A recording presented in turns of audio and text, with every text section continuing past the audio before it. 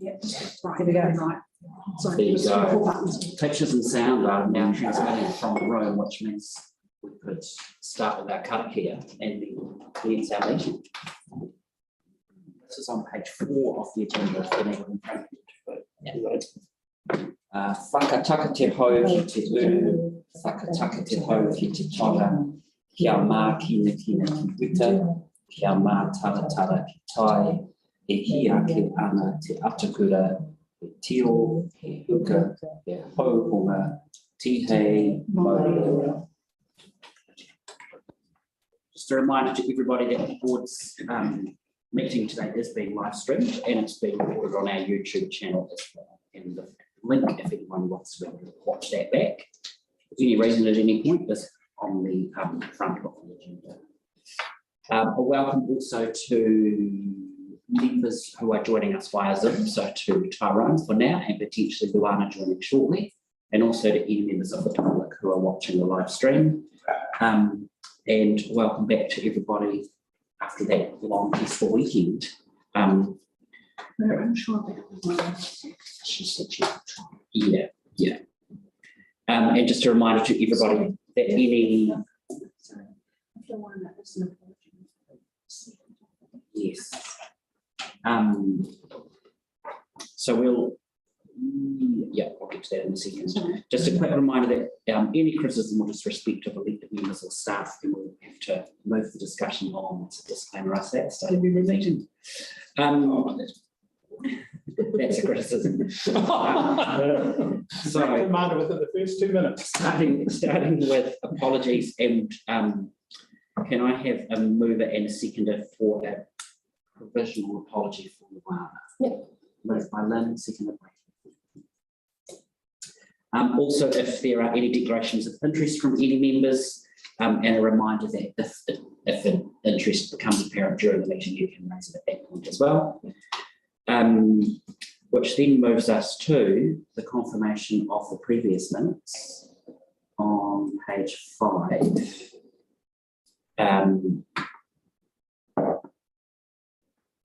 So a mover and a second for those minutes. Did we have members exchange at that one? Yes, I think that's at the end of it. Oh, yeah. There was just something tiny in there, not as an amendment, but it was just slightly the tone of where I mentioned about the cycles being on the roadside and whatever. It was more of a thing to kind of raise awareness that maybe it was an idea. It was just as something to say that maybe, cyclists need a bike stand as opposed to, it was a nuisance being on the roadside. And it was also, just am I correct in remembering that it was sort of like a visual protest, or like it was a conscious decision rather than a mindless act? Yes. So does that just mean maybe changing the word dumping? Yeah. Leaving? leaving. Yeah. Depositing. Yeah. There was a couple of things under 4.1 as well, under the Apparatus Trust Public Forum. Yeah, I still wondered if we captured that. So in the first paragraph, we talked about focus of regeneration and sustainable tourism. I wondered whether just the word that's coming through a lot is regenerative, and I wondered if it should be that. And I also, that was a Yes, it would. but other than that, with those two changes, is somebody happy to move and somebody happy to second the minutes? Moved by Nigel, seconded by Kathy. Which brings us to our public forum. And I believe Penn's just checking, but it looks like there's no one in the waiting room. And the jigsaw puzzles instead.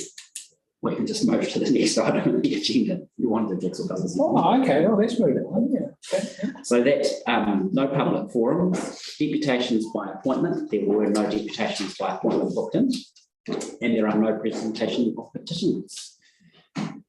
Which takes us to item 7 on page 11, reserve committee meeting minutes. Were there any notes from you on this list? So I'm trying to get through. Yeah. No notes at all on this, but I'm imagining everybody has had the chance to have a read through of all of those.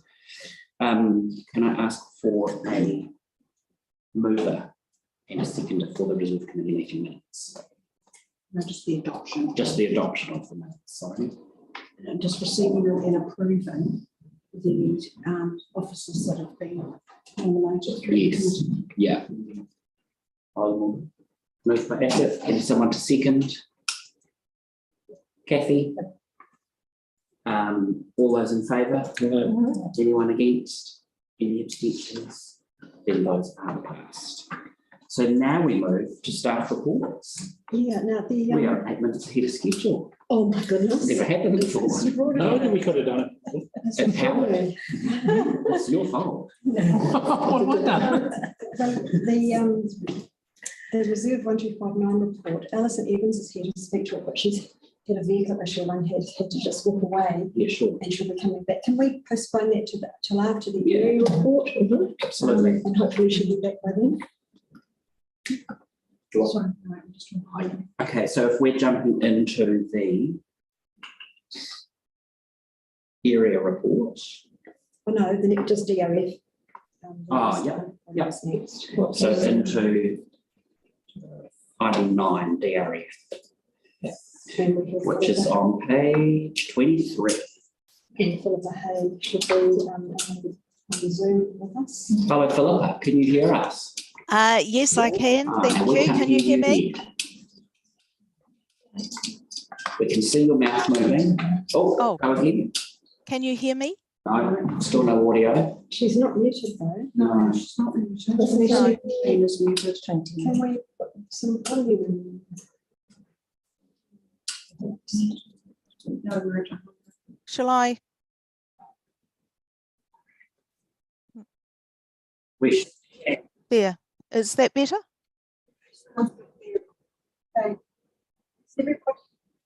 Uh, I'm completely muted. I am. This is so we can review what we see. Yes. hang on. Just try again now, Philippa. Hello? Can you hear me? Can you hear me now?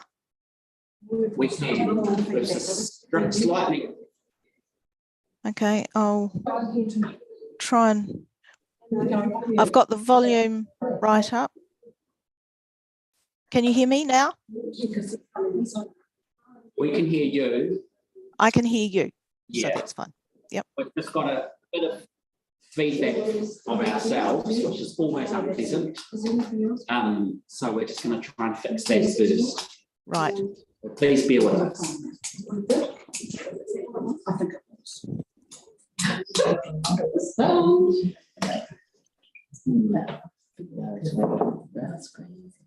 So we're ready for some. Philippa, I think we've resolved the issue now. So if we're back to item 9, our discretionary response applications for the Diamond Harbour Health Centre upgrade and the Little River Craft Station. Right, lovely. Yes, 2 applications have been put in front of you. The first is for the Diamond Harbour and Districts Health Support Group. They have requested $16,500 towards their consent costs, which include the preparation of the documents and the actual consents as they've come through. The recommendation is $3,492, which is the amount of the unexpected costs that they had for that application. I'm just going to get you to pause there, sorry, Philippa, because we've got audio in 2 different places, so we're hearing you twice but at different speeds. So I think your live feed has stopped, and the delayed feed is going to continue to stop. I think I know what you said. This isn't well, the 2 applications are in front of you, and are there any questions? were you able to hear what I said about the first one? Just, sorry, I'll just mute it here. we're just everything twice, but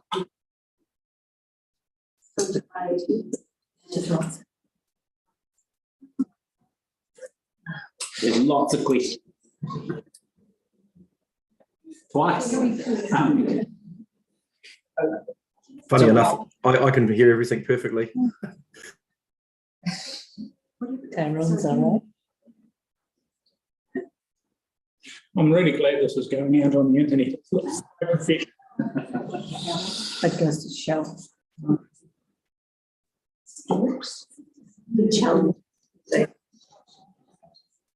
Otherwise, Zoom. I'll get another photo.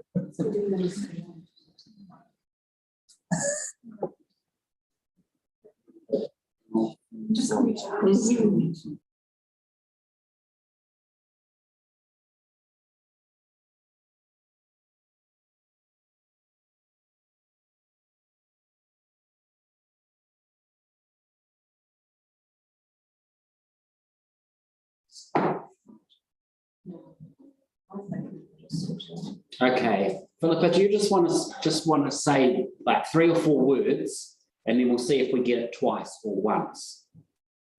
You are muted. I think you're muted at your end now. That sounds good. Excellent. We only heard it once, which is great. So where we started to get the overlap audio-wise last time was when you were talking to the specifics of the first, which is the DRF application from the Diamond Harbour and District Health Support Group. So if we could double back to that point, that would be terrific. Right. Diamond Harbour Health Group is, this application is for the consent costs, a combination of the consent preparation and consent fees.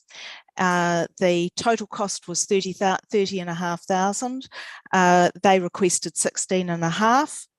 The recommendation is the difference between the anticipated costs of the consent fees for the consent fees, that $12,492, and what they ended up costing, which was considerably more. You will notice in the assessment that the assessment costs had been reduced. They'd been estimated downwards. So the 3,492 amount is the difference between the estimate that they had initially and the actual cost. So where do we think that they're going to get the balance of the funding from? They already they have had a big funding drive over the last few years since they decided, or since it became evident that they needed to expand the premises that they're working from. So they have costs, and anything that the board can put towards this will mean that those costs, that amount can go towards the actual build. Because there's still building funds for the build. The build is in 2 stages, and the first stage will be where they're doing the new build, and the second one will be refurbishing the initial original premises. Yeah. I mean, my sense when I read it was that I thought that there was a case for us to potentially, as a board, offer more, given that it fits with a number of our priorities around, supporting communities, around enabling resilience, and also allowing people to stay in the community longer. but also not remove the necessity for people to travel as much, potentially for medical attention or care. Yep. And am I right in thinking that we're also, given where we're at in the financial cycle, our DRF is looking relatively healthy at this point? Yes, it is. Yeah.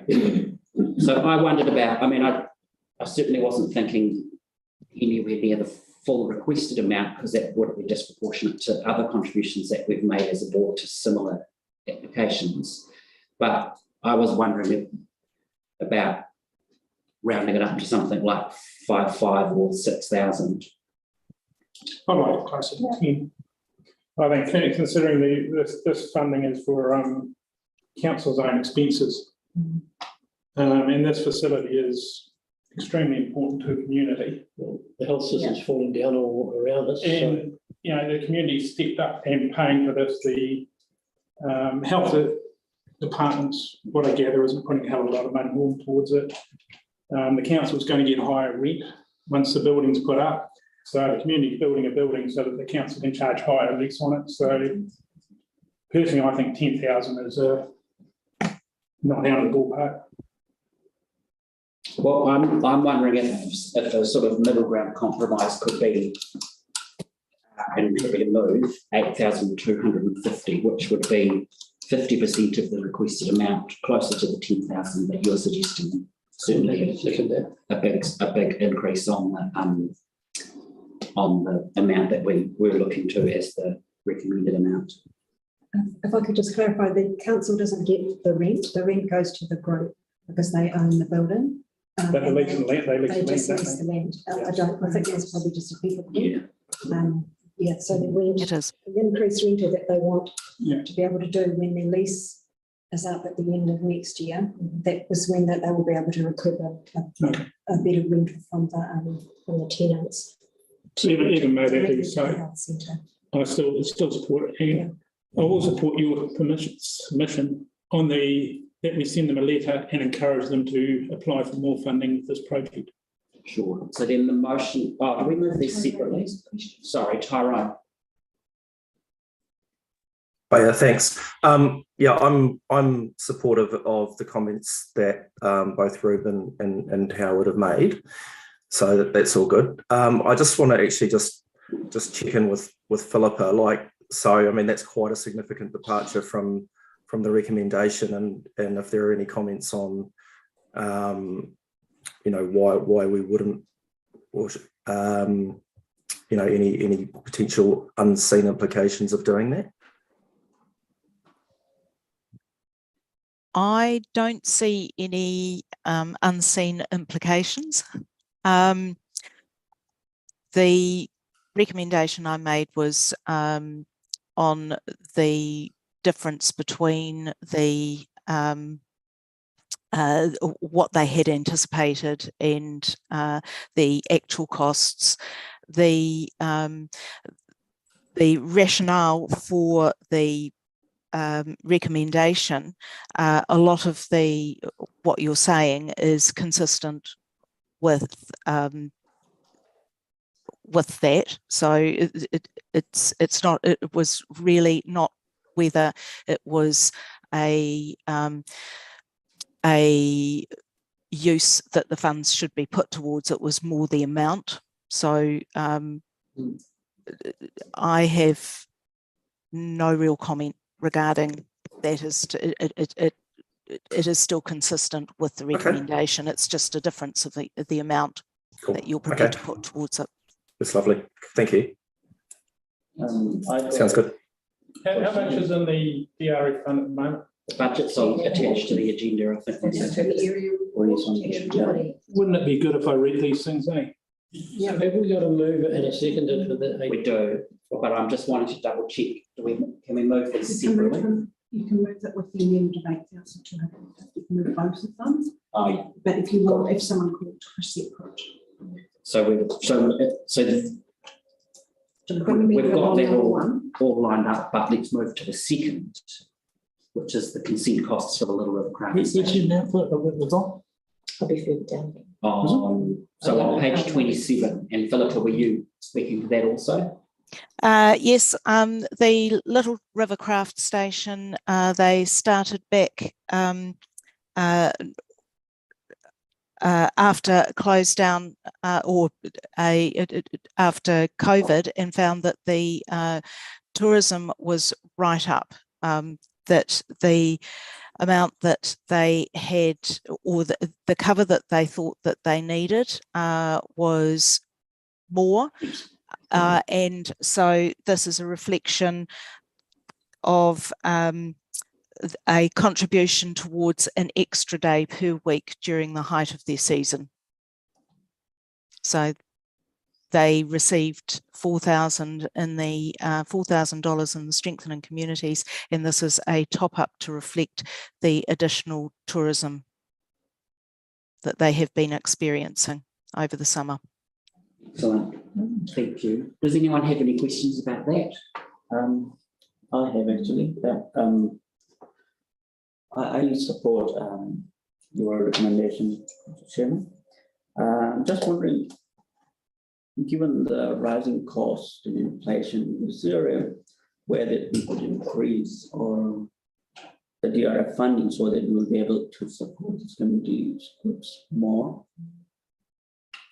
Is there any processes? I think we've got some additional resource coming through Better Off, haven't we? That will give a boost into our DRF coffers. Yeah. So, and I'm not sure of the exact specifics, but off the top of my head, I think it's something like $300,000 across 3 years, which will be an additional 100,000, which is more than a doubling of the DRF that's available. Okay. So we certainly it's well ahead of inflation. Okay, so we could be generous with these donations then. Yeah.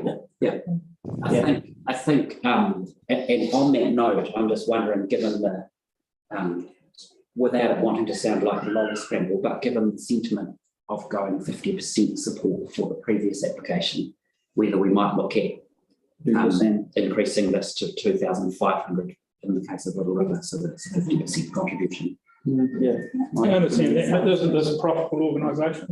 I would have craft centre sells crafts and products. This is the person who's there to give information only. It's not for the craft centre. It's just located in the craft centre. So it's providing a public service basically. So it's telling people how far to get here, where the toilets are. It is information. Yeah, information, and it's very much needed, and it provides a great service, and it's a great start to the Banks Peninsula as well. So being kind of like the gateway, then you get nice friendly smiles, and that's your first kind of expectation of Peninsula. So I think it's really important to support these guys. So it's for the eyesight. So during summer. I've got a question to council. How come these eyesights aren't supported and paid for by council through budget? We have this with Littleton, we have it with Little it's not an eyesight. Well, okay, we'll broaden it to information centres. How about we broaden it to that? How come they're not covered by council funding? How come we have to keep topping them up? Actually, they've met the only one. Is it because Christchurch has actually got one? Council has not directly funded information centres or eyesights at all in the past. In the past, pre-Christchurch NZ, there was Canterbury and Christchurch Tourism, and they used to run the eyesight in Aotearoa, but they received funding through council, got to their organisation, and then they did the eyesight. Then they closed that eyesight in Aotearoa, and it was picked up by a private retailer who has an accredited eyesight in Aotearoa. The Little River one and the Littleton one, Littleton receives an annual, there's an annual line item budget for the Littleton Information Centre. Pip, can you remind me how much, is it the 10,000? It's just over 10,000. Yes. It's around about $10,900 they receive. And there used to be a line item like that for Little River Information Centre about 15 years ago, and somewhere that was removed in some annual plan process and not replaced. So this could be something that you could put, because the Littleton one is funded through budget to the tune of nearly $11,000 a year. If you wanted to add this to your long-term plan list of things that you wanted to consider for the river, then you could do that. It is definitely something we're supporting. I don't know, at this point in time, they're obviously needing funds to continue there.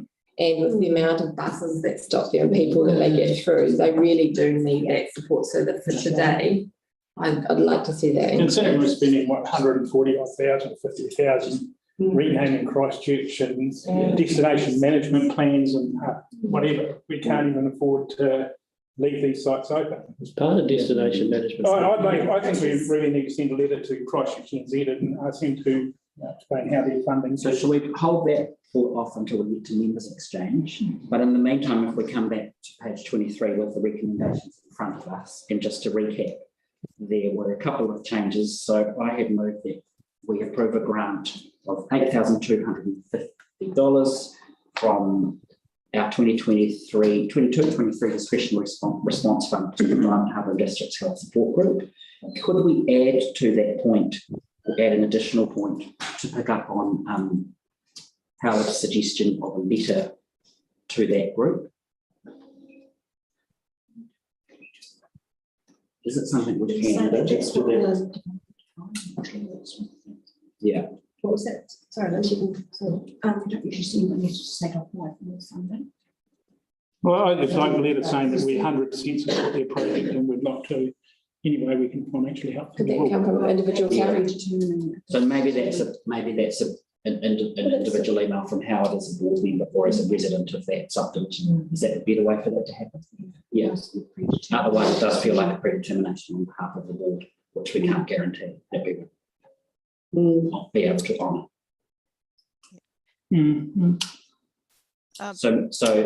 So then that. And our CDAs works with the grants. They are working with them to all sorts of other sources of.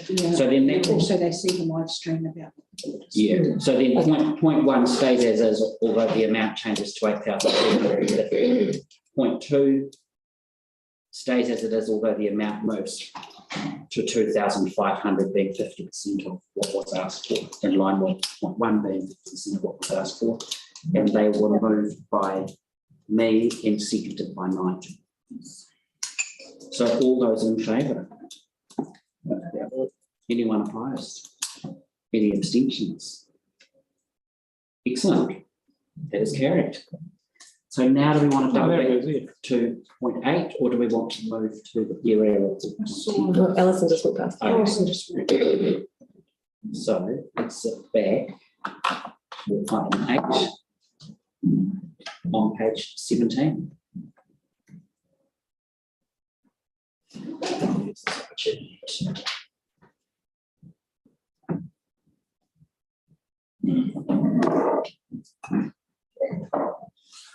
Hi. Morning. Great to meet you all, and thanks very much for giving me some time this morning. You're allowed to sit at the head. The screen has been adjusted to accommodate. Stay that long, but Too bad. You don't get a coffee bin. I've just had a hot chocolate overload. Well, thank you very much for taking the time to consider this decision report that I've put in. Does everybody know where the site is? You're all familiar with what that is. I know Lynn will be, but it's just at the brow of the hill before you get to the Hilltop Tavern.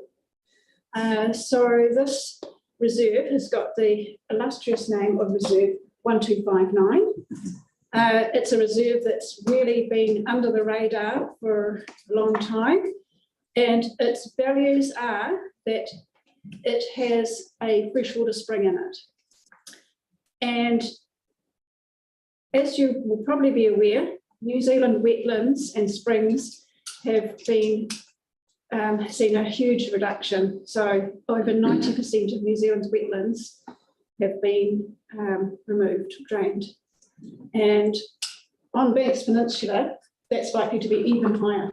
And this has downstream effects. So this affects the water quality. It is affecting people's association with the land, particularly tangata whenua. It affects all of the biodiversity values that were associated with that area. But this reserve in the past has been grazed and had cattle in it, which have pugged it all up. So the lease on this land it expired a long time ago, but people, neighbouring property have just been grazing it. So it really has been a reserve that really needs a bit of love. And the great thing about it is that it is in quite a high profile place. So it could be a really great example of how City Council are protecting their reserves. And I have lived in Wairewa here for 20 years, and I didn't even know that this was a reserve. News to me too. Yeah. Probably it was listed as a gravel reserve by somebody sitting in an office in London in the late 1800s and said, oh, it's a big, good gravel reserve. But of course, it's really steep. It's completely unsuitable for that purpose. It's never been used for that purpose. It's just been a piece of land that's been sitting there. So I've been really fortunate in that I've managed to get some funding for planting it out. And I have also had the privilege of taking Rākaihautū up there recently. And they're really keen and supportive on the project because it's protecting the awa downstream. And it also has a real human element to it as well, because people often don't have an association with the water. And I think that's something we really need to foster within our community and in the wider district as well, because then people care for it, right? Yeah. I have one question, and I'm sure there may be others around the table. Just the name, I think it's an excellent idea, but the name, which feels like it lacks a little bit of imagination, is there something we could do around exploring as part of this, the reserve actually getting a name? I totally agree with you, and I have talked to Rākaihautū about gifting a name to the reserve, and they've said that they're happy to do that. Awesome. So that's great to hear. Some the board have delegation for naming reserves, so we just need a decision paper to come to the board after you've consulted the Rākaihautū about gifting it, because the board actually have the delegation to it. So, Right, okay. so it would have to be a full decision to the board, but they could add, the board could add an extra resolution that requests staff to progress a name for reserve 1259. Yeah. It's not even memorable. Not only is it a terrible name, it's not even What's wrong with 1259? It doesn't inspire any great thoughts, does I've got a question from Tyrone, who's joining us via Zoom. Okay. So Tyrone, far away. Got it. I just think this is absolutely wonderful. The question I'm going to ask might sound like I'm making a joke, but I'm not. I promise you it's a serious question. Is there any potential amenity for this reserve for a disc golf course? For what, sorry? Disc golf course. A disc golf. I think it's Like Or is that ridiculously out of concept, out of alignment with the concept and the cultural values of the place? It's a piece of land that's quite steep, and because it's got a spring in it, it's very wet. So the answer is probably unlikely to be. Sorry, Tyrone.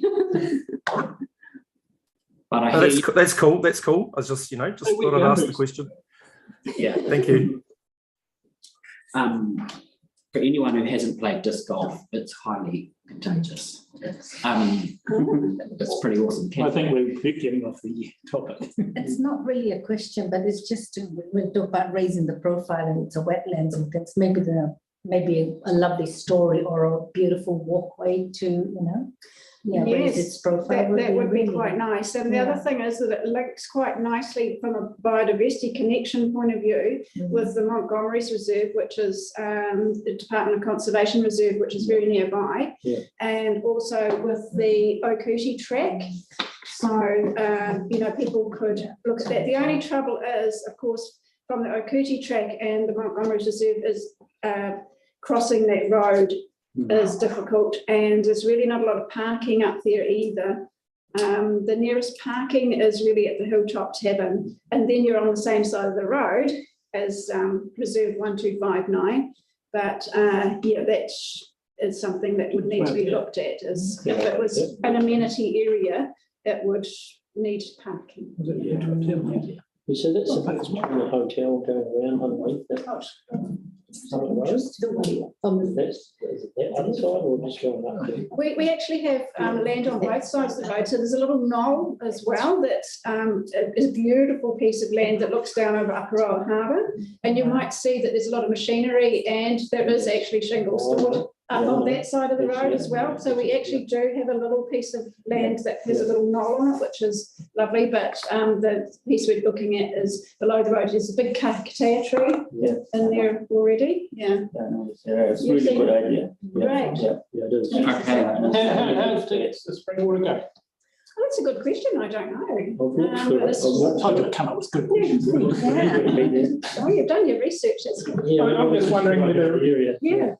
I'm just wondering whether it attract reason for people to stop. We've got to have something to attract. So if you could put a tap or something, natural spring water tap, gives people a reason to stop and view the place. Yeah, I think we'd have to maybe talk to Wairua about that, because that may have implications for them as well. Okay. But I'm happy to do. Interesting. Yeah. So I guess what we're looking at here is an initial decision, which could lead to lots of other things. Yeah, that's right. Yeah. But if we come back to the recommendation or to the decision in front of us, it's that we approve the landscape development plan for the reserve currently known as 1259,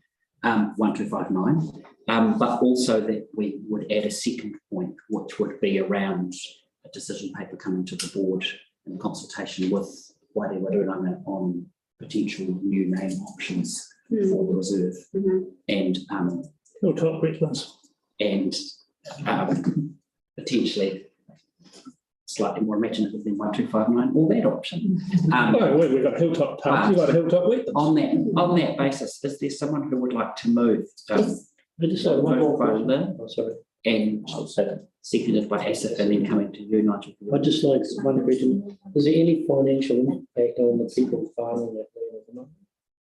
Or does it need to do? I've talked to all the landowners around, and they were the first people I talked to. Yeah. And the answer is that they were leasing that property for many years, and then it's expired about 10 years ago. Right. So they've been leasing it, grazing it for free. Yeah. All that time. It's not much land if you're grazing. No. Like less than 1 hectare. And the So thing, it only raised 3 sheep. that's right. The fencing is not suitable for sheep.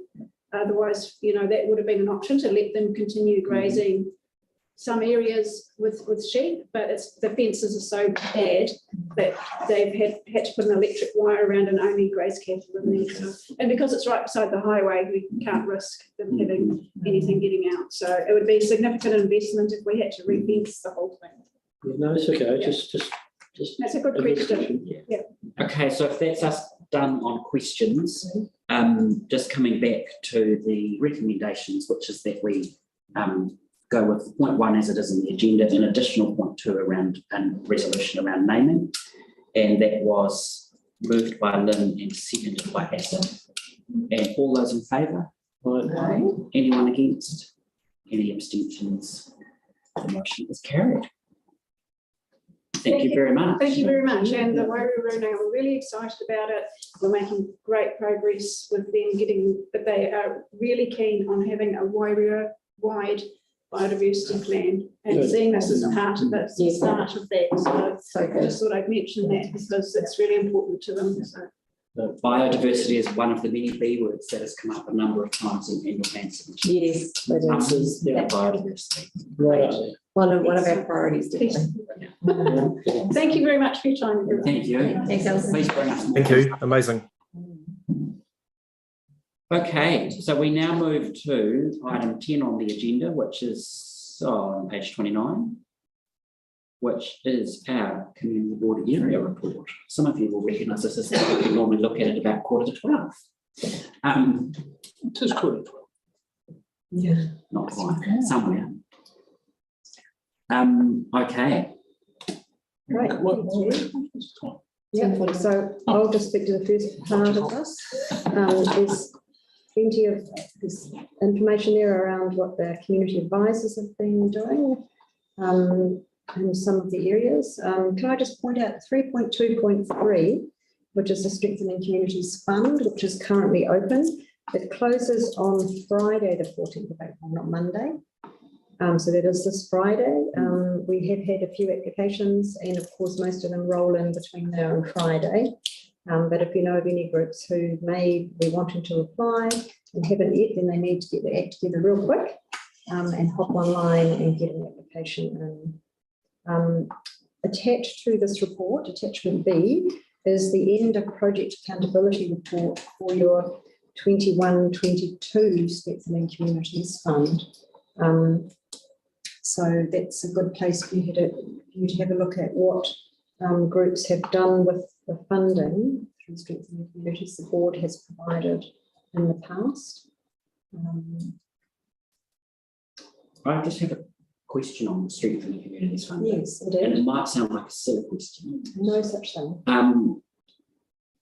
Hypothetically, if there was a public toilet facility that was woeful, would that qualify for Strengthening Communities Fund? No. No, it's only strengthening visitors. Yeah. No, So, a lot of people use the toilet. yeah. So let me. No, they use with it. A few of them. So the Strengthening Communities Fund is council funding provided for community organisations. Public toilets are not owned by community organisations. So it is not there for capital funding for council facilities. Good question. No, no, it's a good question. So it's good to clarify. Yeah. Okay.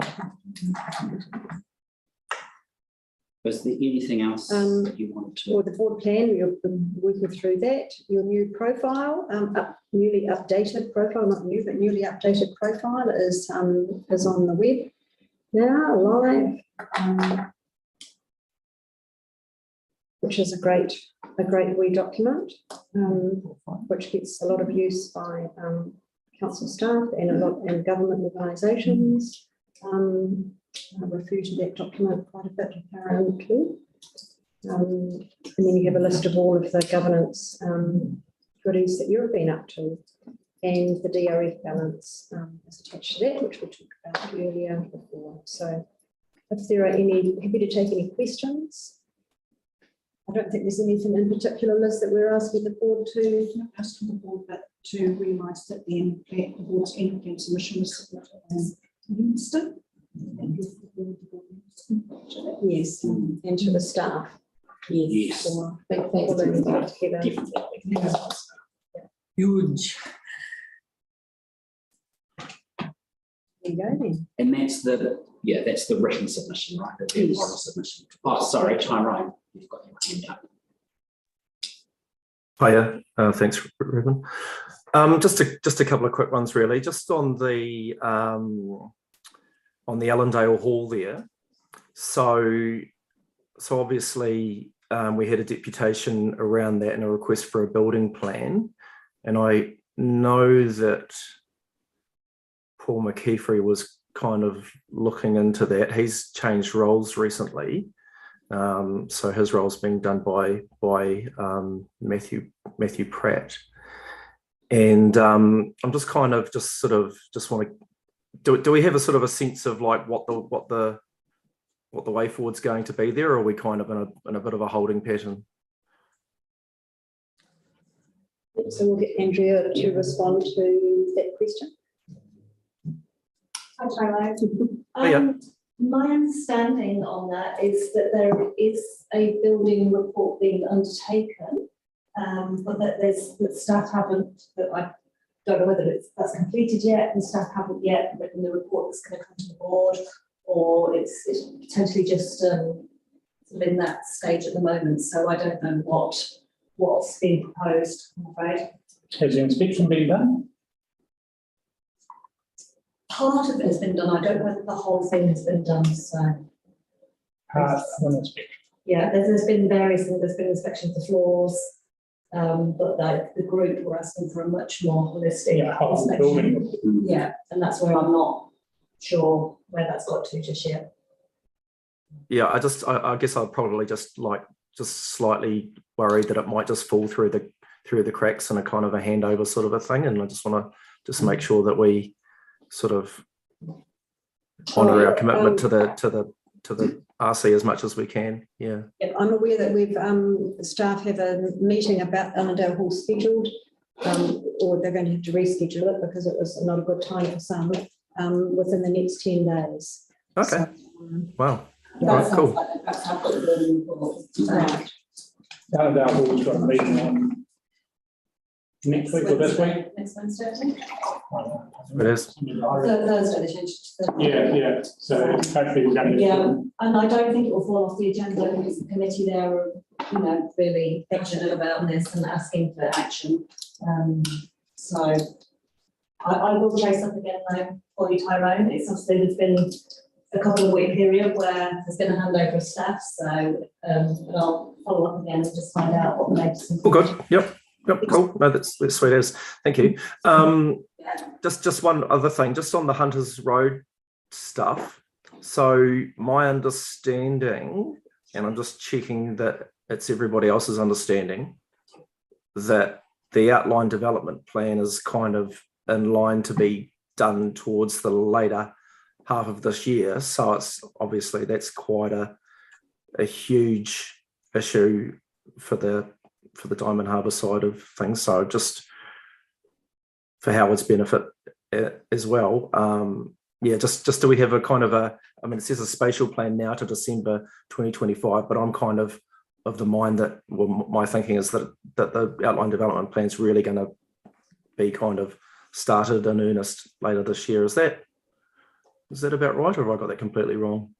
Yes, they're starting the process now, so they're doing all of the desk work first, sort of getting the geotechnical site reports, all those things done and collated, ready to come to the board then with that information and then go out and start working with the community. But it's certainly the outline development plan will be done over the next 12 months, and then I think that's out to December 2025 is to get the changes made in the district plan, and if anything's put up for subdivision or anything like that, have all of that information ready. But they don't know what the outcome of that will be yet. They've got to do all that initial research and then talk with the community. Okay, cool. So the public consultation piece probably won't happen until maybe even after next year, really. I think there'll be. I'm certainly requesting that they do some public consultation work this year, go out with an understanding of what site constraints are and just checking in with people around what they've heard so far. Otherwise, I think it would be a long time gone by since people have submitted on it. So we need to take the community with us on this journey. Yep, no, that sounds good. Okay, cool. Brilliant. Thank you. That's all happening. Good questions. Cheers. Are there any further questions from anybody on the area? And if not, can I ask for a mover and a seconder? Moved by Asif and seconded by Lynn. All those in favour? Any against? Any abstentions? So we now move to elected leaders exchange, and we are going to start with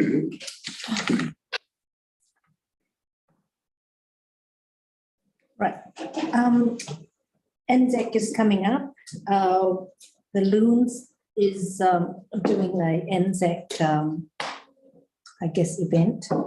I'm not sure if they've had funding before, but they asked why it was not like sort of incorporated in a council-funded event for NZAC. So that was just someone from the Loons. RSA, because the council works with the RSA and that's where the funding comes through. Cool. Okay. So you've actually reminded me I did have some. Yeah. Another one was, I've just been to the community house seniors sort of morning teas and stuff, so it's quite nice to connect with the seniors in the community.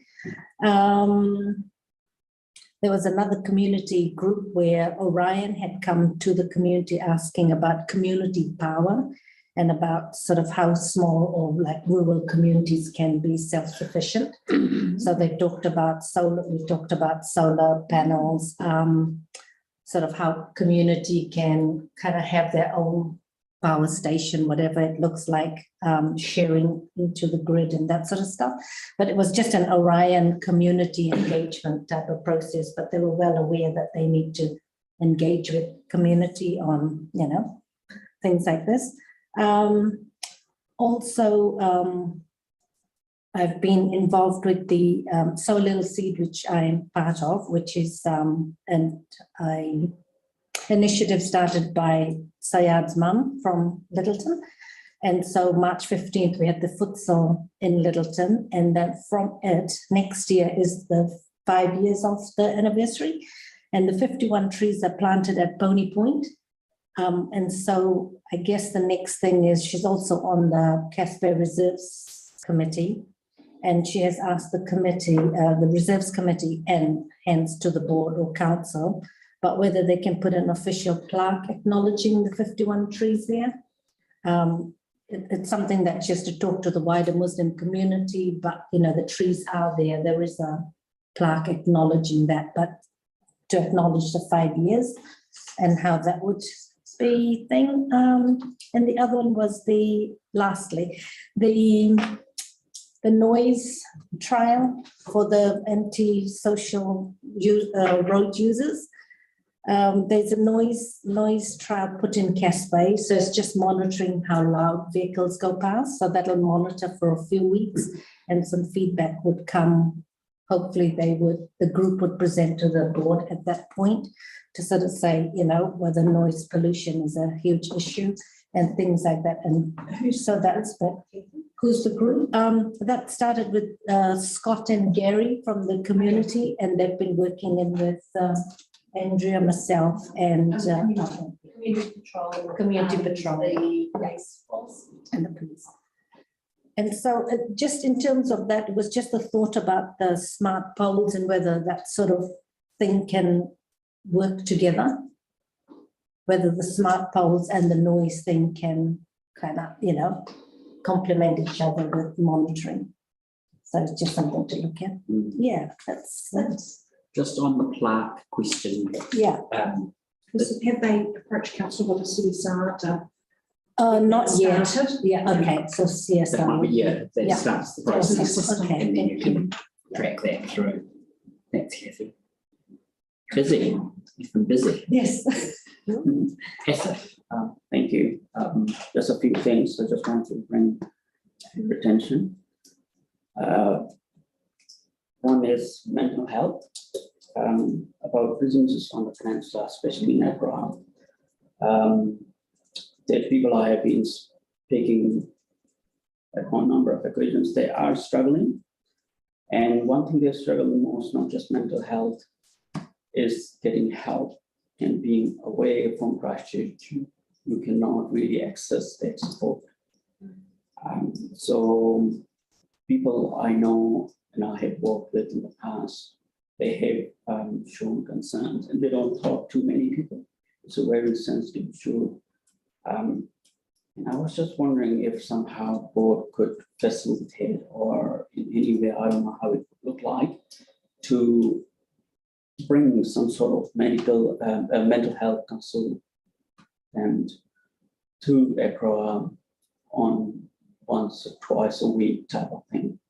Globally, the search results of mental health, looking for those keywords, New Zealand is high top in the world globally. Last year was the worst, was being that New Zealand was really on top 2022. So I don't know how the end would look like, but I just want to bring attention to how board could help. Council would lead their project into. Yes, Liz? No, sorry. I'll just come to Liz first. Part of the board's role is to advocate. This is a health service. The board could advocate to the health services to Can I just do this. So the board as their role is to advocate. Yes, yeah, so I would be So asking we for that, need to if advocate. there somehow we could. Yeah, and yeah, absolutely. And Nigel, you have. Yeah, well, in the past 3 years, I've been a member of the Afro Health Collective. You're now going to step into that role. Yeah. That is a good place here where you can have a discussion.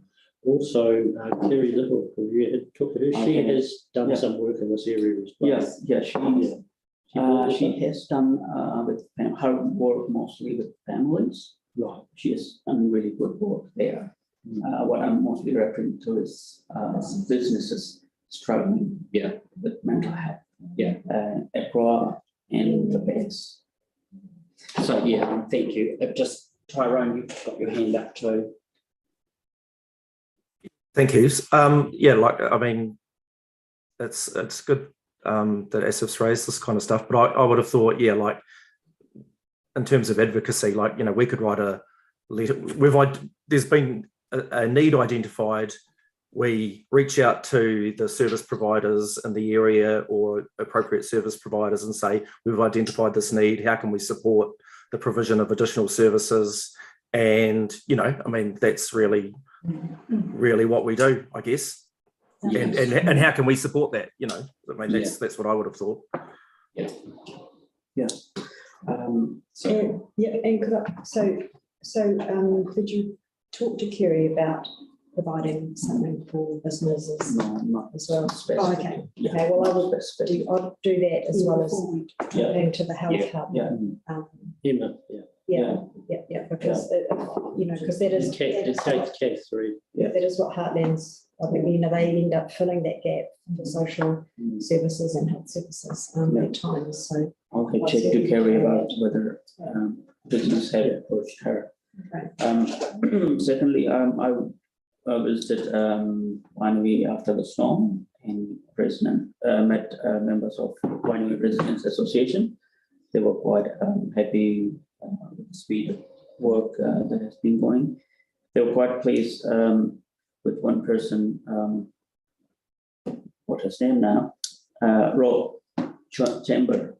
I think I mentioned it to you, Aaron.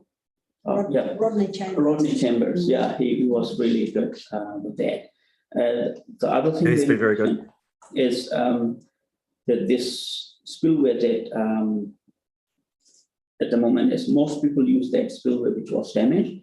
It is quite low now, low tide is really struggled to use that. So I just wanted to report on that.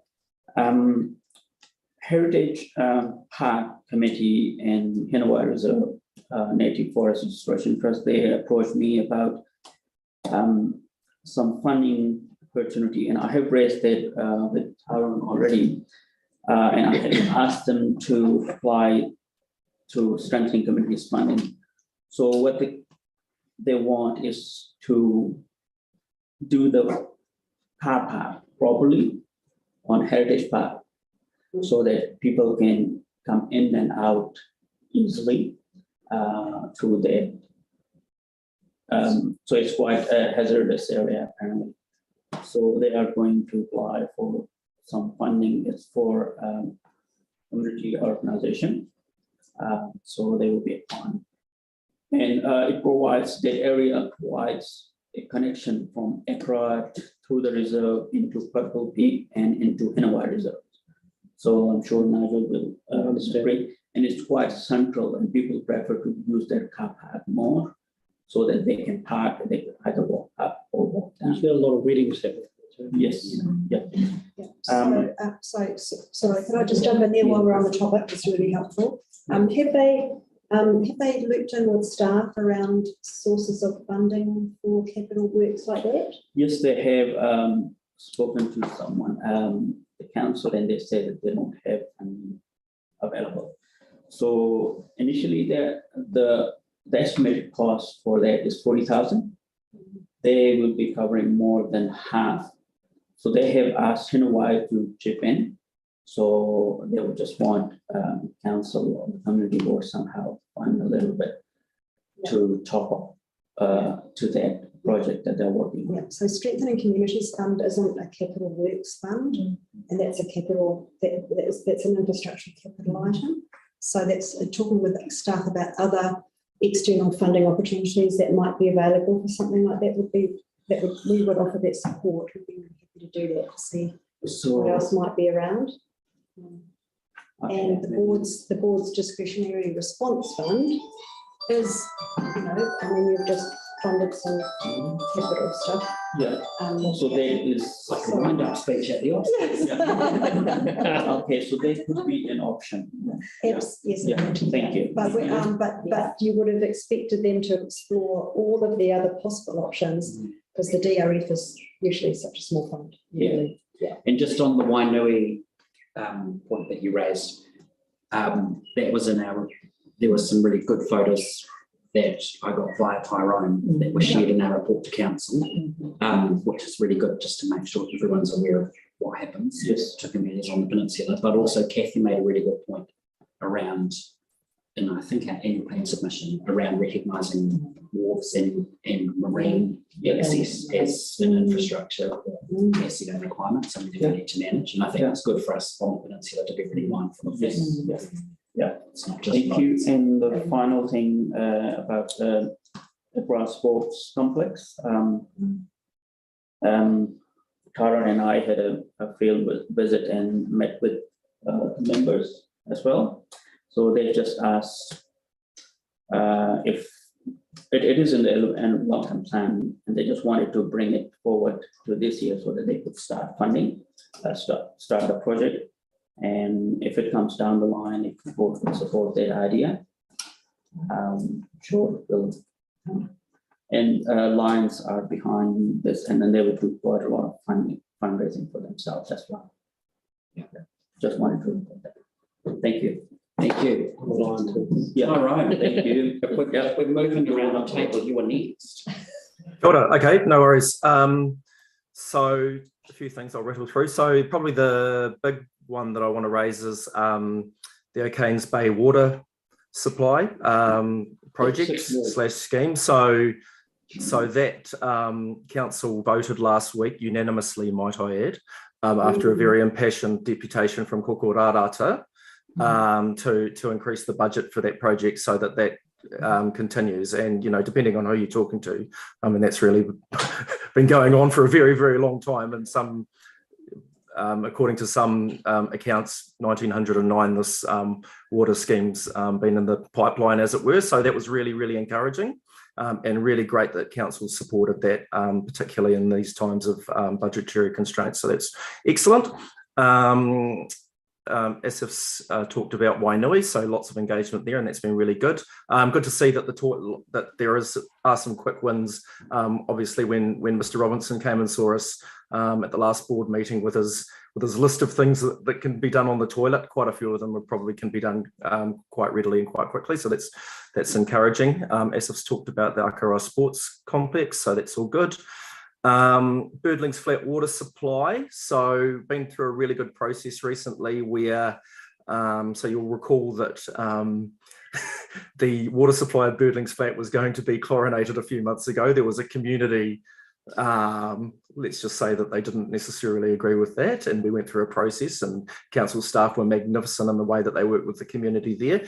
We've just been through a very temporary chlorination of that water supply in Birdling's flat, and there were a couple of hiccups, but basically staff were amazing. They, the water supply was temporarily chlorinated, the issue was resolved, and then the chlorine was removed. It was a great process. Community were engaged, and so that's been really, really successful. Went to a hui for the Banks Peninsula Water Zone Committee, so I'm our board's delegate to that. So we had a combined hui at Rāpaki a couple of weeks ago with the Christchurch West Melton Water Zone Committee. So that's, there's quite a lot of sort of hot button issues in that space at the moment, particularly around stormwater management. And I went to a recent meeting for the Water Zone Committee, and so we spent a lot of time at that meeting talking about the closure of the beaches over the summer. So there's been sort of a lot of conversations around that, and and how we can sort of work together to ensure those kinds of things don't happen again. So that's good engagement there. There's a few things I'm going to let you talk about, Ruben, that don't want to steal your thunder. And I guess what else? Annual plan consultations over as of yesterday, so council's going to be going headlong into that over the next couple of months, and we're sort of starting to see the first indications of planning around the long-term plan, which of course is pretty much the big show in town for a council over any given term. What else?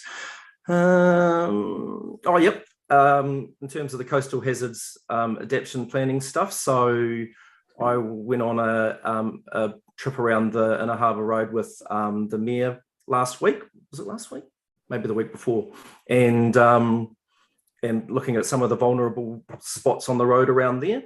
So it was really good. He's really engaged with that. We've definitely got some challenges coming there over the next few years, but it's good engagement, and I really got a high level of confidence in the staff who are doing that work. If only we had more of them, so we could do Akaroa. But and obviously with what happened in Wainui a few weeks ago, the acid's really on how we can adapt our coastal communities to the challenges of climate change and erosion. But that should just about do it. Cool. Thank you. Awesome. Thanks, Tyrone. You've been busy too. And Nigel. Hello. I want to start with Takapaniki.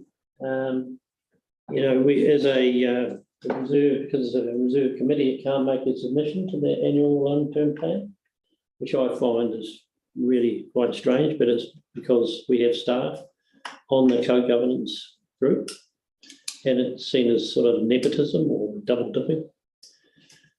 So we strongly spent a lot of time last week working with Anuku, and Anuku's submission is very, very simple, very, very clear, and fits very well with what we were trying to do with the Britomart Reserve. And that I sent you the map, Tyrone. Did you saw that? There's actually the map of the next stage, which they want to have funding this year in this annual plan, to take a walkway from the Po, the Takarangi, down, winding down and connecting up with the Britomart Memorial.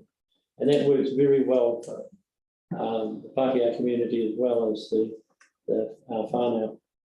And I think that we should be strongly supporting that and put that plan up so everyone can see it and see that it's actually developing and supporting the wider community. The Takapaniki can't do that, so we're really, really heavily supporting the submission being made by Anuku, which is only asking for that one thing in the annual plan.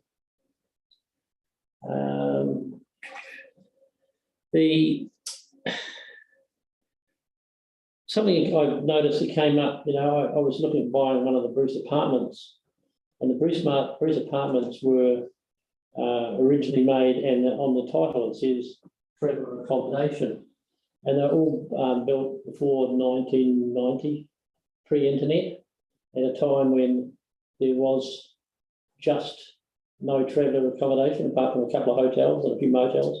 It gave a boost for the tourist industry.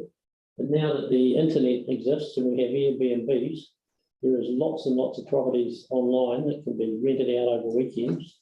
I thought that maybe a quick fix for trying to get some, seasonal accommodation and long-term affordable rentals is to change the titles on those. I don't know what would be involved to make them open for all sorts of accommodation. It's probably about 70 or 80 apartments. It's just a thought. Yeah. District plan stuff. Would have an effect on the property value though too. It would increase it, it wouldn't drop it. I doubt if you'd get anyone, and I know you'd have to get agreement by all parties, but I just thought it could be something that could be a step forward in easing the accommodation issue. You could talk to the local council if it's Peninsula. Yeah, they'll do that. Are you getting that one, Ty?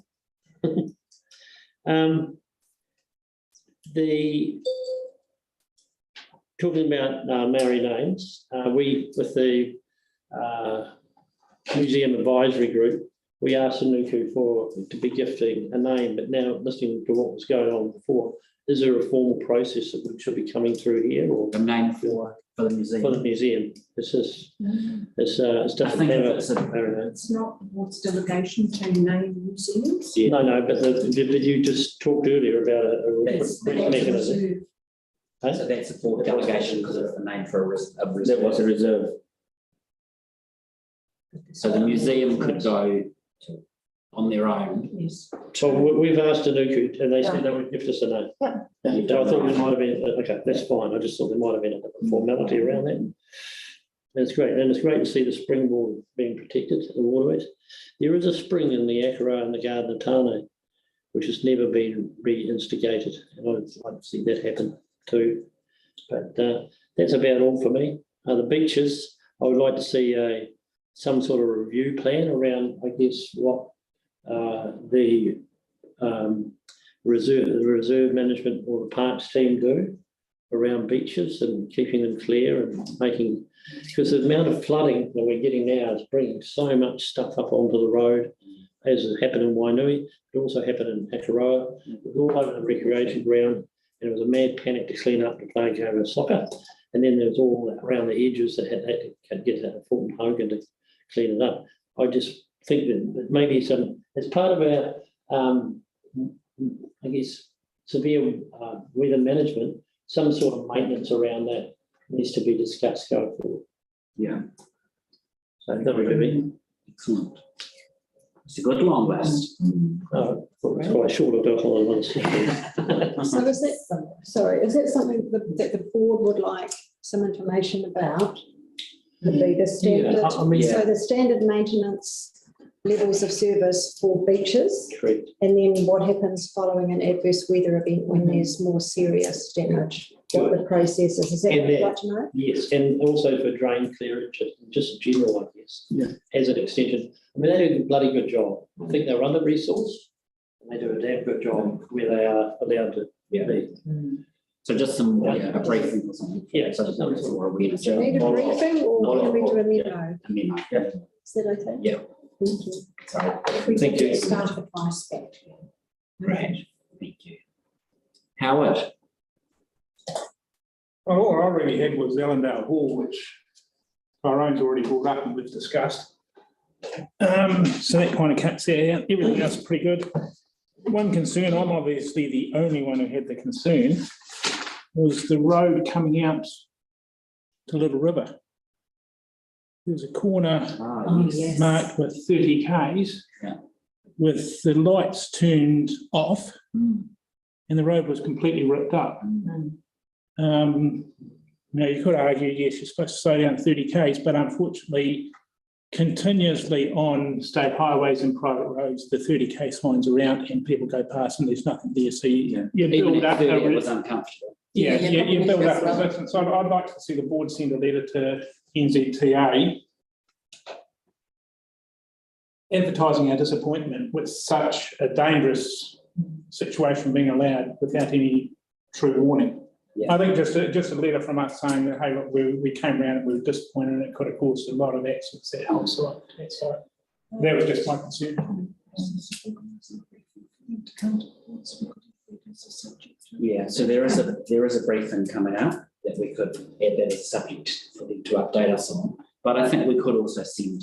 I think it's an extremely dangerous position. It's not going to do anything. It's just like speed cameras. Complete waste of time. It could do something because it was also noted on the residents page about that, and then the local police officer was attached to that post. So it is, there will be other places that are working on it. So we need to. I just think, that corner, because I came around that corner and, obviously I wasn't going fast. So I stopped. You're in a heavy truck or something, you was at 50 Ks, you know that. Yeah. And there was a heavy truck in front of me. Oh, yes. Yeah, there was no warning or anything that was actually. And boats and all these precious things coming from it. Yeah. So that's been all me.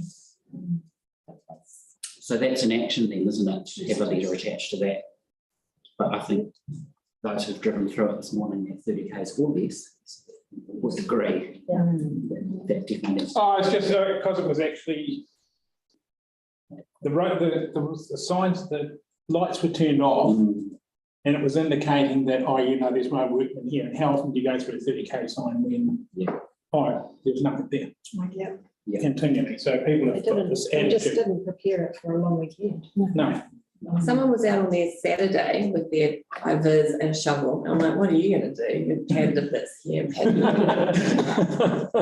It's probably taking some gravel home for a rock cut. So is that everything? Lovely. Okay, Lynn. Kia ora. So starting out with public toilets, I guess figuring out, we're getting a clearer picture of what the issues are, and there's two main issues. I just want to know, do we have enough clear, so the toilets aren't functioning properly in Little River. So there's a header tank that runs out really quickly because it's on the trickle feed. And you have the buses that come in, you could have sort of 2, 3, 4 in a row. And, you know, times having 40 people per bus, they all use the toilets. And that's just in one kind of half an hour type thing. And then there's also the issue of the septic tank, which collects the waste. It's very small. So when it gets filled, it can and did bubble up underneath the tiles and made the whole toilet stinky. And then a truck needs to come all the way from Christchurch to empty it. And it's not being emptied enough because it's just being used so much.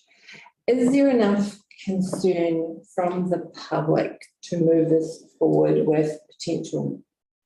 I've got ideas about fundraising, or does there need to be, do we need to hear from the public at a deputation here to move that forward? That's my questions I have. Process, I guess. I need to understand that process. And if not, there is potential funding here. I got an email through, so this is government funding, so tourism infrastructure funds, but a lot of it seems to be focused on the North Island, but it does say secondary aim of this year's fund is to improve resilience in regions where the low ratepayer base and high visitor numbers, and that can affect things like in public infrastructure. So that seems like a good fit. Good fit. Good. Perhaps we can get a report on what's actually needed to be done to start off. Yeah, so in the past, Christchurch in the distance wasn't allowed to apply for that because it was for smaller rating areas. However, the staff did a really good case for Akaroa, and we received through that funding for a few things, and one of those was the toilets at La Poste and beside the service centre in Akaroa. And I think that a similar case could be put forward for these ones. We do need an update, I think. Yep. We have had one. There was on the day of the race, I think they had a plumber out, and the plumber had made some statements about there's not enough space in the heater tank and there's not enough space in the septic tank. So what action needs doing? Do they need to put a new heater tank? Get an answer for a start off. Yeah. Okay. And then get a price, and then say, okay, where do we need to go from here? So you know the problem, you can't actually answer. Scoping. Yeah, it's scoping what actually needs to fix it.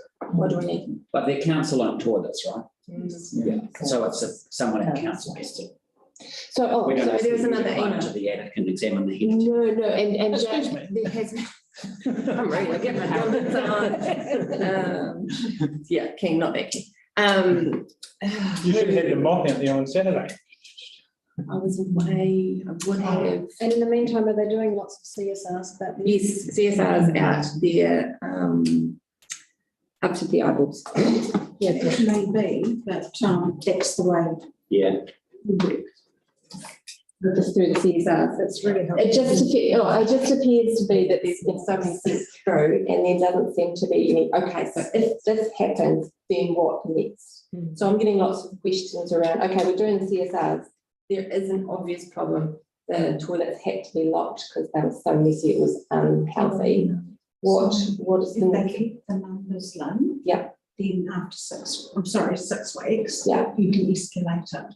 So yes, the first CSR would have been November. If I had the person.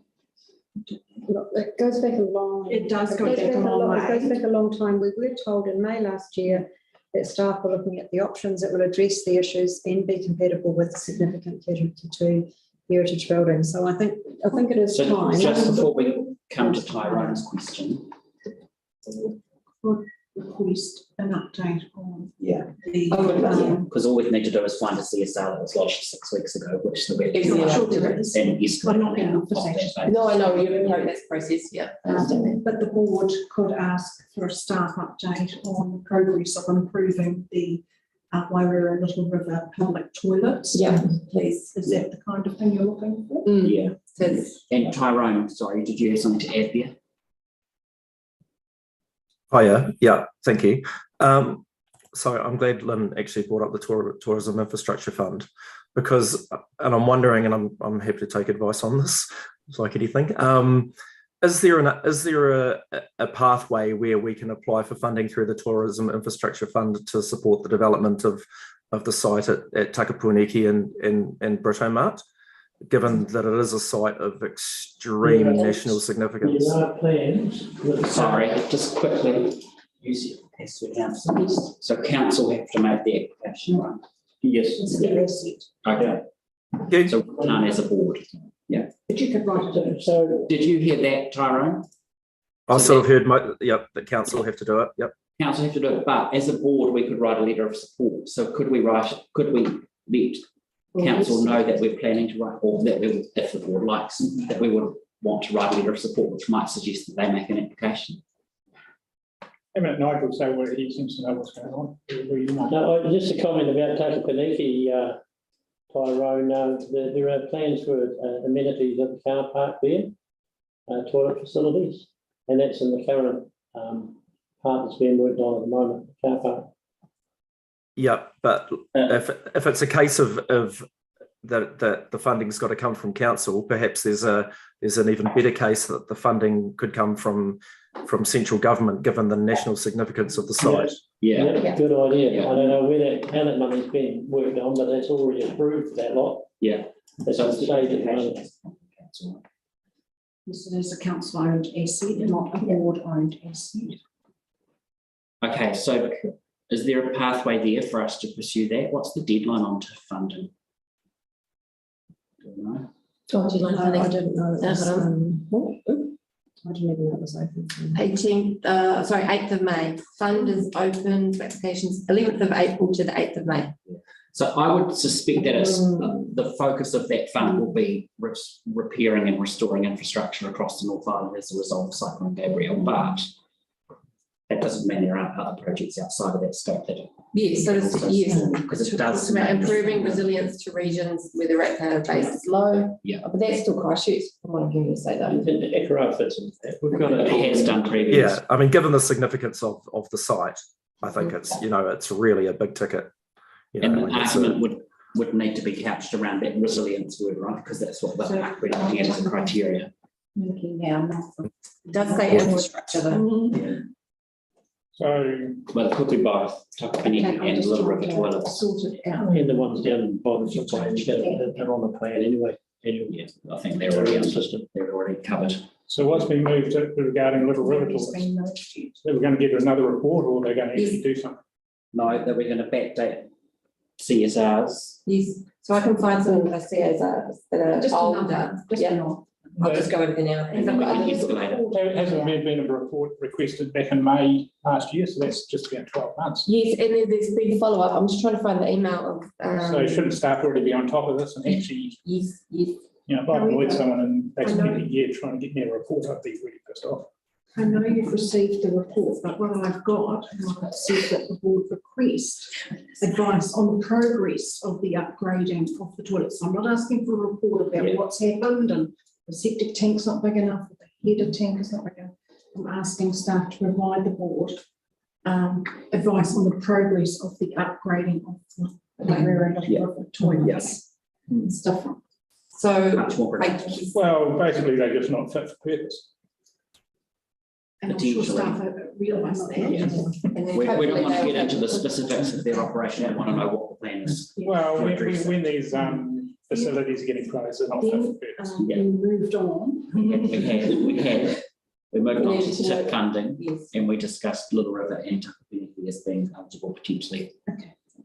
In that space, but they would have to be council led, but the board could offer a letter of support for both projects. If need, if. And a new Oh. figure. Mhm. We might need to focus on so that we don't overwhelm that particular fund. Yeah. Well, that's the concern you got is by adding extras onto it. The Tourism Infrastructure Fund. Yeah. So the ideas go to staff and then staff apply. Yeah. So we will have to work with the staff. Which in this case So do we want to prioritise the two ideas? Like if we agree there's two, because we don't want to come up with a list of 17, do we then want to prioritise them? I think we need to separate. There is good funding. There is, so we could apply, potentially both could apply. You know, I'm suggesting both, but I'm just saying, do we want to say number one priority is the river or Takapeniki, and number two priority is I separate to get it all together. Nigel? I think Takapeniki money's already spent, it's already been allocated by the council and the funding for the current stage has been developed. Right. I don't, if they then wanted to go and retrospectively try and get that cost covered, that would be a separate thing. But if it's already funded, then maybe we'd be just to focus. A bit of clarification here. Karen, maybe correct me if I'm wrong, but upgradation of the Britomart monument in conjunction with Takapeniki. Takapeniki has already got plans, Britomart doesn't. Yeah, I think maybe what I'm sensing is that what we've got to be careful about is running in to try and help when nobody has asked for our help. And so running in and going, we're going to do this, and this, and people who are already working in that space and have a plan for it kind of go, we haven't asked for anything. Britomart, So I think let's hear back on that much further, but rather than us today coming up with engineering a plan to apply for funding for something that we don't know whether they need our support or not.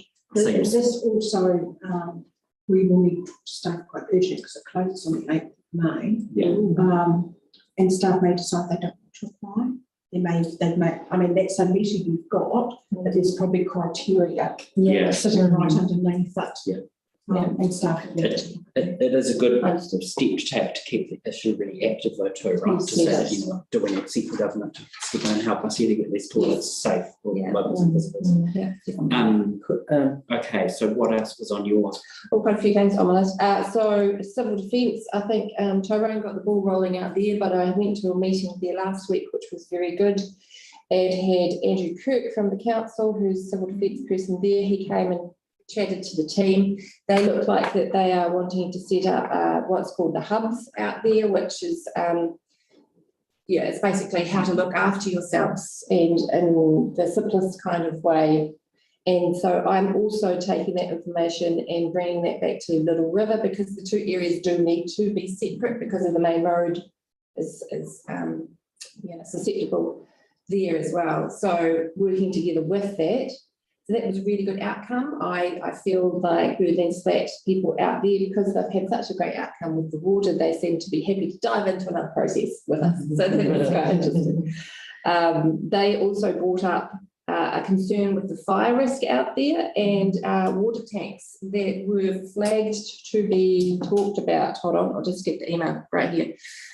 So can we potentially investigate where this has got up to? It's been through infrastructure planning and regulatory services. There's an email back on September last year saying some people, so Jane Davis is the person there, Mike Falk was retired, but they're just talking about that, has been assigned to one of our planning engineers to brief the project to enable a possible start sooner. So it looks like it's got to the point where it's actually started, but there's no word about that starting sooner. So the board are asking staff advice on the progress of the installation, installation of water tanks for fire. For fire. Yeah, lovely. Do you want me to send you this email? Yes, that would be really good. Okay, and I'll send you the emails around the public toilet stuff too. Other than that, flooding group. So with the Little River Wading Community Trust have put their hand up and said that they're happy to kind of keep the ball rolling with flooding group that's happening out here to discuss flooding mitigation. And at the last meeting, they talked about ideas, especially around the Kinloch Bridge. That seems to be one of the sort of pinch points that are coming up. And yeah, lots of good points from ECAN and the Runanga, and yeah, about discussing moving forward with that. So another bit that came out of that is that there is a communications person. I've put my hand up for that role to make sure that all that information gets out to the community so that the community is aware of what is being talked about in the behind the scenes stuff. So sort of 3 hats there juggling that. So yes, that's all good stuff. Excellent. Thank you. And just quickly, I have a couple of things too. First of all, this morning there was a report on RNZ to say that Kaitawiti Spit is now hedgehog free thanks to the work of the Banks Peninsula Conservation Trust. And they went into great detail about all of the trapping, monitoring, detector dogs, Nightshade, I think is the dog's name. Yes, and they need more of them too. Yeah, and feral cats are the next target. So that's excellent to see that progress being made. And also, I think of note that up till yesterday, we had a 0 road toll for Easter, and that was target 0 was talked about, and the Christchurch to Akaroa state highway being at 80 kilometres was cited by one of the people on RNZ this morning. So I think that was a interesting observation to make. Yesterday was the day of the last cruise ship for this season visiting Littleton. Facebook has much to say about that. But it was also the Odyssey of the Seas, so it's the largest one, and it came into port on a public holiday, which meant that a number of local businesses were trading, which meant that there were a lot of people in Littleton for the day. I've had a request, which I think I emailed out last week, for a letter of support from the board for Te Puna Oaha, which is the spring of creativity, or the tool library and makerspace in Littleton. So I buried it within a couple of other things too, but I just thought if there was general consensus from the board to write a letter of support for the ongoing work that we're doing there around seeking additional funding, not from us necessarily, to realise that space, which is just down the side on Norwich Quay, beside the vehicle overbridge into onto Littleton Wharf. So that's just an action that we attach today. Is that right? To write a letter of support. I also had an email from a group of Year 7 students at a school in Christchurch who wondered if we had any problems that they could work on solving for us as a project. Yeah, we're around the toilets. So, I thought, well, I've never heard of us having any problems at all at the Banks Peninsula Community Board in the past, but I did think there may be something we could identify as a project or an opportunity more than a problem, potentially, that they might be able to do some work on for us. So I don't know if anyone's got any ideas. Did they say specifically about such big things? So did they say anything particular about what kind of things? No, they just said if you've got any problems, let us know. Are they looking for issues in Accra or Peninsula? Banks Peninsula. They could be super specific, or they could be really broad. Who are they? They're a group of Year 7 students. Oh, Year 7. So potentially some of our brightest and sharpest minds. So I thought it would be worth us having a wee think about that, and if people have got suggestions, I'm happy to How to encourage more native forest instead of pine. Yes. And then the two last things. The first was as part of the work that happened down at Naval Point to make SailGP a huge success. There was a walking track put in that takes you right down to the water, so a walking, cycling, shared pathway.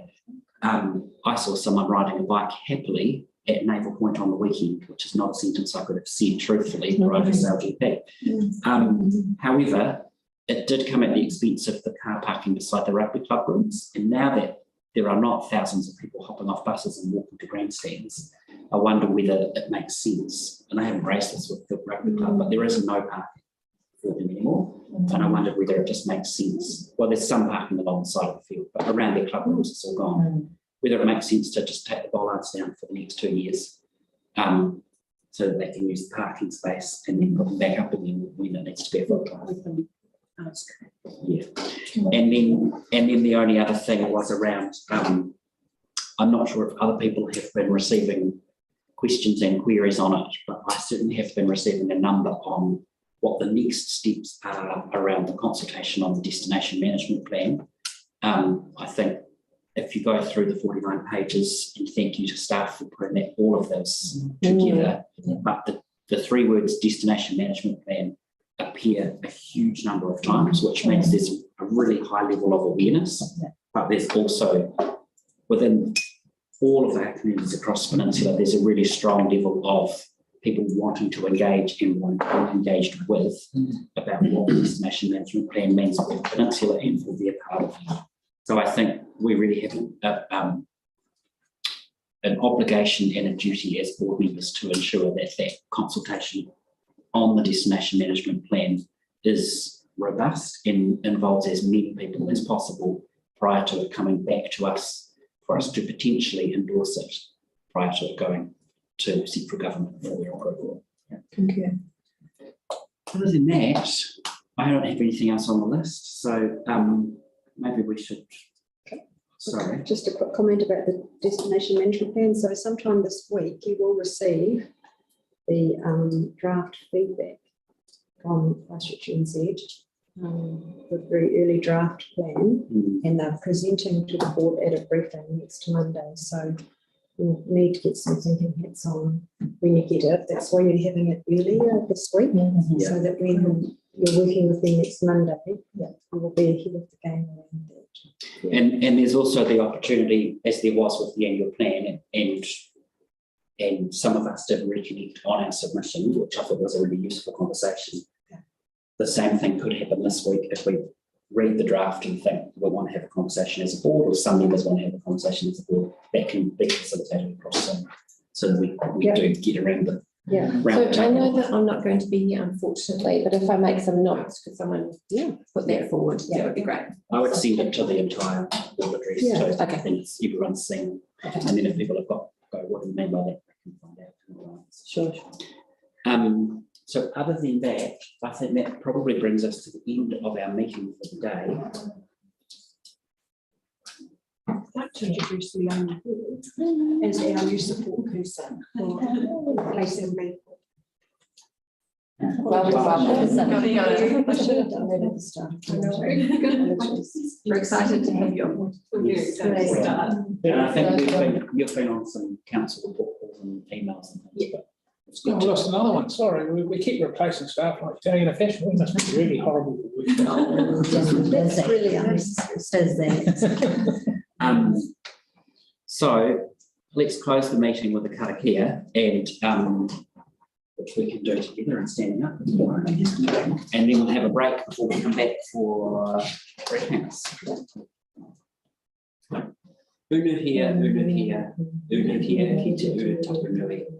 Kia wātia, kia marama, te nākau, te tinana, te wairua i te ara tākata, koia rā I rongo, whakaria ake ke ronga, kia tina, hui e, tāu e. So the transmission's closed? And I now declare the meeting closed, and very shortly we will know